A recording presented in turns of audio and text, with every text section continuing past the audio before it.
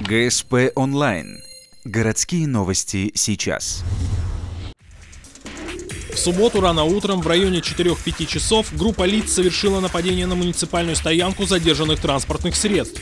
Их целью стали эти два «Лексуса». По предварительной информации, нападавших было около 10 человек. Они разделились на группы и начали снимать запчасти с авто. Действовали цинично. Когда сторож заметил нарушителей и поднял тревогу, нападавшие не отступили. Двое начали драку с безоружным охранником, а остальные продолжали откручивать детали и перебрасывать их через забор. ЧОП сработал грамотно, сразу попытка была пресечена, но большое количество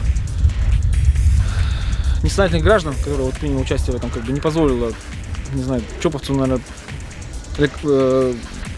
задержать их. Несмотря на потасовку, охранник успел вызвать группу быстрого реагирования. Когда прибыло подкрепление, нападавшие отступили, сели в свои автомобили и попытались скрыться. Однако одну группу задержали сотрудники ГИБДД, а вторую обезвредили чоповцы при поддержке полиции. Сейчас ведется следствие по данному происшествию и подсчитывается ущерб, а также усилены меры безопасности. Теперь на штрафстоянке будут дежурить вооруженные травматическим оружием охранники.